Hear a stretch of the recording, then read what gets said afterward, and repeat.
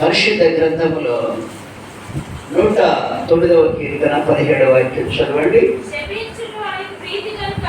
శపించుట వానికి ప్రీతి గనుక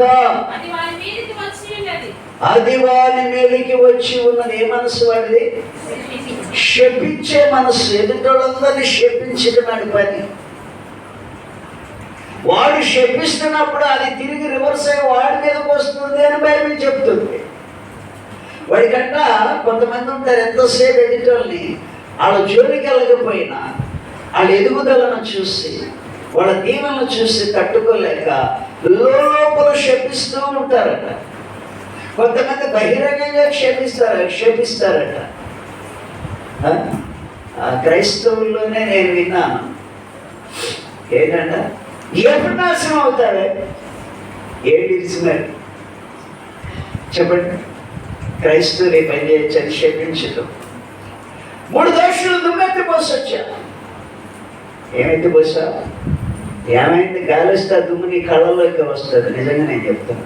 దౌర్భాగ్యుడా 3 దోషులు దుమ్మెత్తి పోస్తావు. నువ్వు క్రైస్తవ కుటుంబం, నువ్వు క్రిస్టియన్ పుట్టక పుట్టావు. నేను వల్ల దేవుడు నామం ఎంత అవమానపరచబడుతుంది. దేవునికి స్తోత్రం చెప్పండి. శపించొచ్చా? శపించిన వానికి ప్రీతి కనుక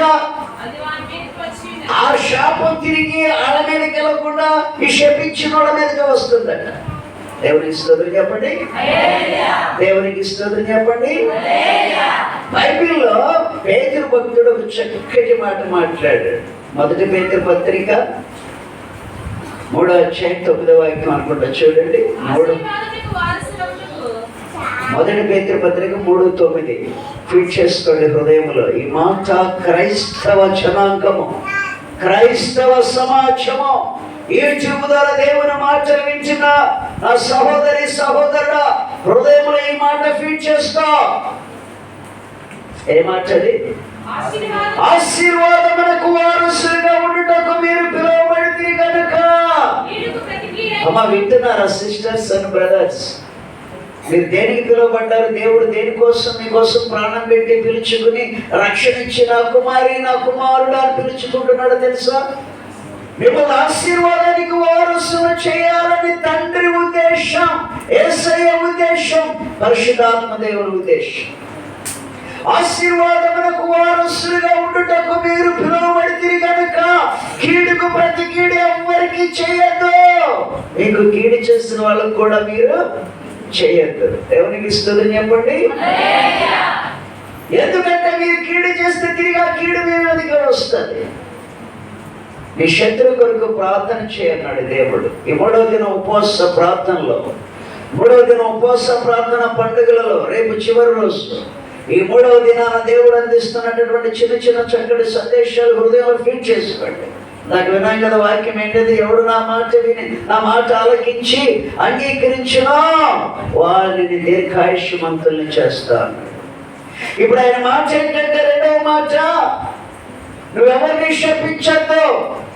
ఎందుకో తెలుసా? నువ్వు ఆశీర్వాదాలకు వారసురాలివి. దేవుడు నిన్ను ఆశీర్వాదాలు ఉండడానికి పిలిచాడు. ఆశీర్వాదం పరిగెత్తుకుంటూ నీ మీదకి, నీ పిల్లల మీదకి, నీ కుటుంబం మీదకి, నీ కష్టార్జితం మీదకి వచ్చి నువ్వు దీర్ఘాయుష్మంతులై శాంతి సమాధానముతో నీవు, నీ భార్య, నీ పిల్లలు, భర్త సంతోషంగా గడపాలని దేవుడు ఆశ, ఆకాంక్ష. సాధారణ ఆశాకాంక్ష నీ కుటుంబాన్ని చెదరగొట్టాలి. భార్య భర్తలకి ప్రేమ లేకుండా చేయాలి. ఒకరి మీద ఒకరికి కక్ష పెంచాలి. పిల్లలకు ఆశీర్వాదం లేకుండా చేయాలి. పిల్లలు దీవెనకరంగా లేకుండా చేయాలని వాడు ఉద్దేశం కలిగి ఉంటే, దేవుడు మిమ్మల్ని ఆశీర్వాదానికి వారసత్వం కలిగిన కుటుంబముగా చూడాలని ఆశపడుతూ ఏమని హెచ్చరిస్తున్నారంటే, మీరు కీడుకు ప్రతి కీడు చేయొద్దు, శపించద్దు.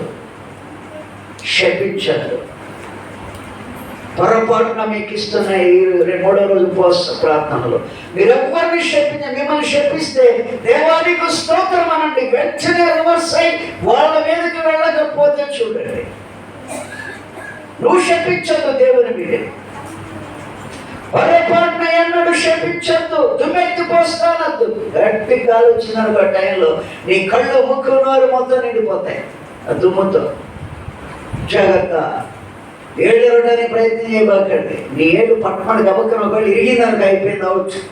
అక్కడి నుంచి అరుచుకుంటూ వస్తాం. అప్పుడు అవతల వాళ్ళు అంటారు, అయిందిరా బాబు, నా మీద కిరిస్తే దాని ఏళ్ళు ఇరిగిపోయిందిరా అంటారు, లేక వాడేళ్ళు ఇరిగిపోయిందంటారు. ఏళ్ళు ఇరవటాలు, దుమ్మెత్తిపోయటాలు క్రైస్తవ లక్షణము కానే. ఇక్కడ అంటున్నాడు 109వ కీర్తన 17వ వాక్యములు, శపించిన వానికి ప్రీతి కనుక అది వాని మీదకే వెళ్ళిపోయింది, వచ్చేస్తుందంట, వెళ్ళిపోయిందంట వాళ్ళ మీదకి. శపించి ఆ శాపం శపించిన వాళ్ళ మీదకి వెళ్ళిపోతాడట. బైబిల్ చెప్తుంది, జాగ్రత్త. క్రైస్తవులు అనే వాళ్ళు ఎవరిని శపించదు, యేసయ్య ఎవరిని శపించరు. తండ్రి వీరేమి చేయించున్నారో వీరెరుగరు కనుక వీరిని. ఎవరాళ్ళు? ఎడరెక్కలు విరిచి పట్టుకుని పిడిగుద్దులు గుద్దుతూ కళ్ళకు గంతలు కట్టి ముఖం మీద గుద్దేస్తూ, ముఖం మీద ఉమ్మేస్తూ, నీ మీద ఉమ్మేసింది ఎవడో చెప్పు యేసు, నేను గుద్దింది ఎవడో చెప్పేసి హేళన చేస్తూ ఈడ్చుకుంటూ వెళ్ళి పెడరెక్కలు కొరడాలతో ఈ కొంత సాళ్ళుగా దున్నిన వాళ్ళు, ఎడరెక్కలు విరిచి గుణపాల లాంటి మేకలు కొట్టిన వాళ్ళు, పళ్ళెంతో డొక్కలో పొడిచిన వాళ్ళు, ముళ్ళ కిరీటం భయంకరమైన ముళ్ళవి, మహాపోటు వస్తే ఆ ముళ్ళు ఉంచుకుంటే మహాతీపిగా విలువెల్లాడిపోతారట. అలాంటి ముళ్ళ కిరీటం నల్లి యేసయ్య తల మీద పెట్టి కర్రతో కొడితే దిగిపోయినాయి మొత్తం తల్లని.